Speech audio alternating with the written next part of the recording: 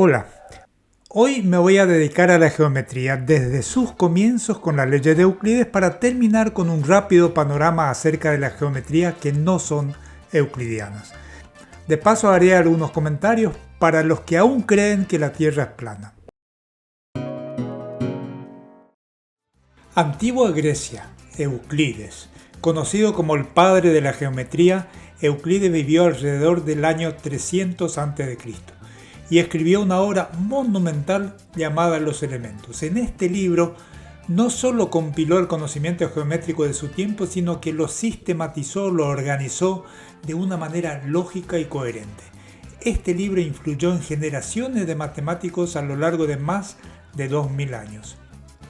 En Los Elementos, Euclides presenta 5 postulados fundamentales que forman la base de lo que se conoce ahora como geometría euclidiana.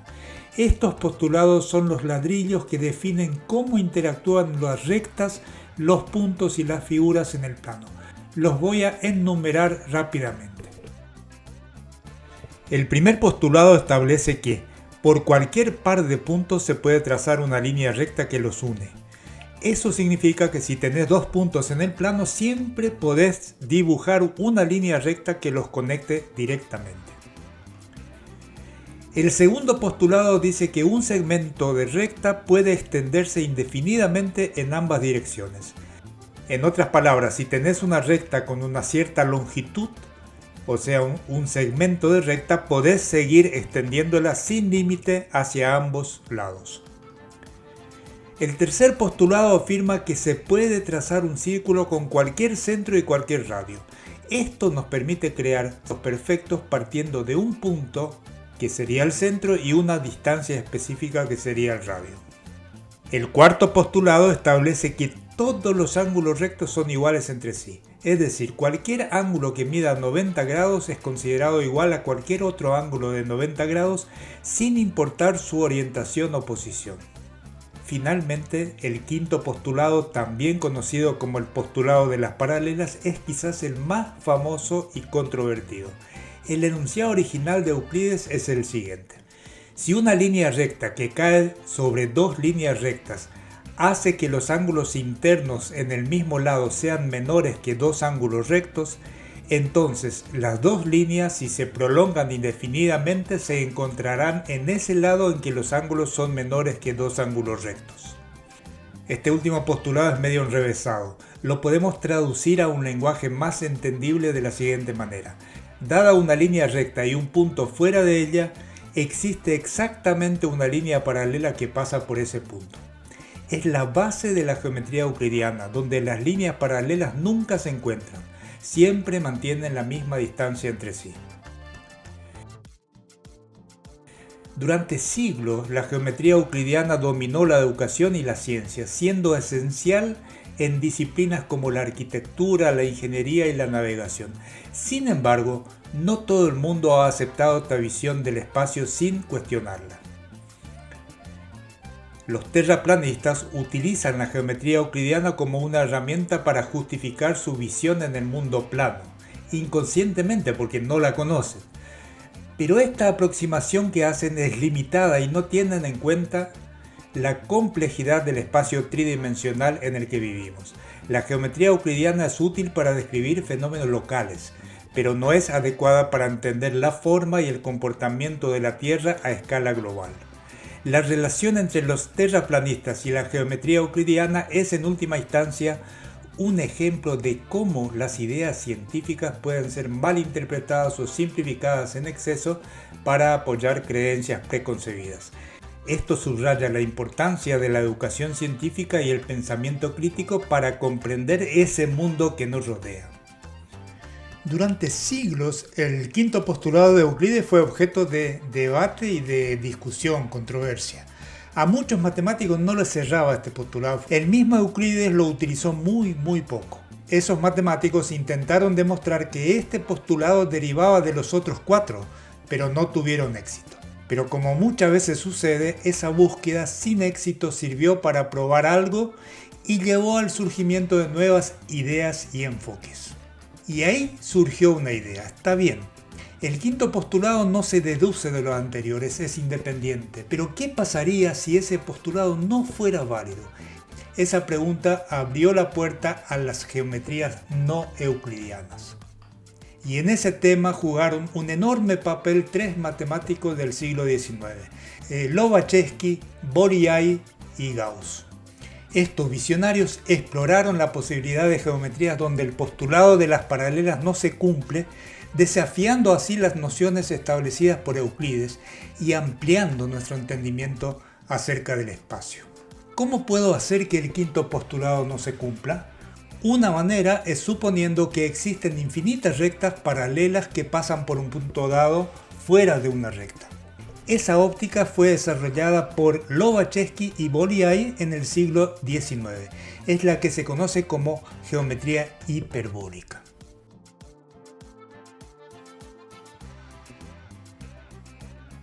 Se comienza con la visualización de un hiperboloide en un espacio tridimensional. Este hiperboloide es un modelo del espacio hiperbólico donde cada punto representa una posición en esta geometría no euclidiana. ¿Cómo trabajar en esa geometría de una manera más cómoda? Una de las formas, uno de los métodos más conocidos es utilizando el disco de Poincaré. Sobre el hiperboloide, la superficie tiene una curvatura negativa.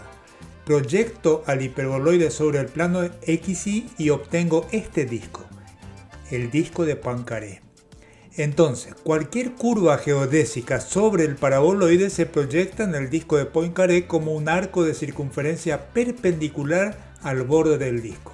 Hay que aclarar que en realidad el disco de Poincaré es un círculo de radio infinito. Con la proyección de la curva sobre el disco yo puedo desarrollar la geometría hiperbólica, que es espacial, directamente sobre el disco, que es plano. El arco de circunferencia proyectado vendría a ser la recta en el plano euclidiano. Entonces, voy a trabajar sobre el disco para mostrarte cómo funciona este método. Para eso voy a utilizar una applet muy interesante que la podés encontrar en el enlace que te pongo en la descripción del video. Tenés un triángulo en la geometría hiperbólica. Sus lados son arcos de circunferencia. ¿Y los ángulos interiores? Cliqueo aquí y ves que su suma no es 180 grados como en la geometría euclidiana, es menos que 180. Ahora tomo cada uno de los vértices y los llevo hasta el borde del disco, cada uno de ellos. Ves que los ángulos interiores valen 0 grados. El valor de C es la diferencia que hay con la geometría euclidiana. Ahora hago al triángulo lo más pequeño que pueda y miro los ángulos. Ves que su suma se acerca a 180 grados tal como en la geometría euclidiana. En realidad, en pequeñas distancias la geometría hiperbólica funciona igual que la euclidiana. También podés dibujar las perpendiculares a cada lado, la circunferencia exterior, la interior, etcétera, etcétera.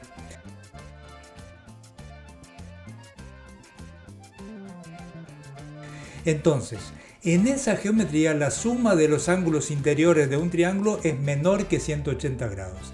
En la geometría hiperbólica, dado un punto fuera de una línea, no hay una única paralela que pase por este punto, sino infinitas paralelas. Eso contrasta con la geometría euclidiana, donde solo existe una línea paralela que cumple con esa condición.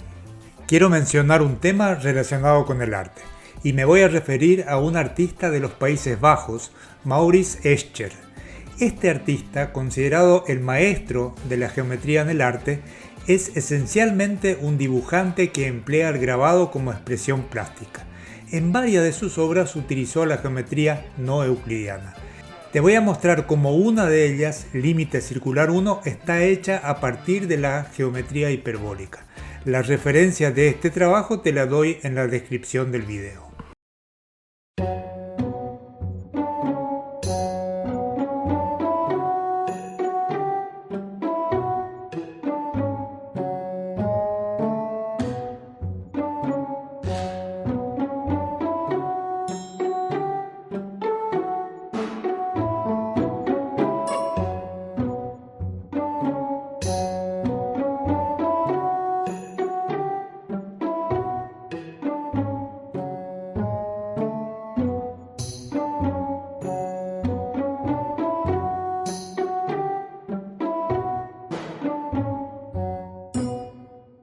Por otro lado, tenemos la geometría elíptica desarrollada por Riemann. En esta geometría no existen líneas paralelas. La suma de los ángulos de un triángulo supera los 180 grados. Un ejemplo cotidiano de geometría elíptica es la superficie de una esfera, donde las líneas rectas son en realidad grandes círculos como los meridianos de la Tierra. En la geometría elíptica, dado un punto fuera de una línea, no existe ninguna línea paralela que pase por ese punto. Todas las líneas eventualmente se cortarán, eliminando por completo la noción de paralela como la entendemos en la geometría euclidiana. Las geometrías no euclidianas no solo cambiaron las matemáticas, sino que también tuvieron un impacto profundo en la física y en la cosmología. Albert Einstein, por ejemplo, utilizó esas ideas en su teoría de la relatividad general para describir la curvatura del espacio-tiempo debido a la masa y a la energía. Esta comprensión revolucionó al concepto de gravedad, pasando de ser una fuerza invisible a una manifestación de la curvatura del espacio-tiempo. La introducción de las geometrías no euclidianas representó un verdadero cambio en las matemáticas y las ciencias. Aunque al principio fueron controversiales, con el tiempo fueron aceptadas como herramientas poderosas para modelar y entender el universo. Hoy en día estas geometrías se encuentran aplicaciones en campos tan diversos como la navegación espacial, el diseño de redes, los gráficos por computadora e incluso en la inteligencia artificial. Nos permiten modelar el universo de una forma que la geometría euclidiana no podía, abriendo nuevas fronteras en la tecnología y la ciencia.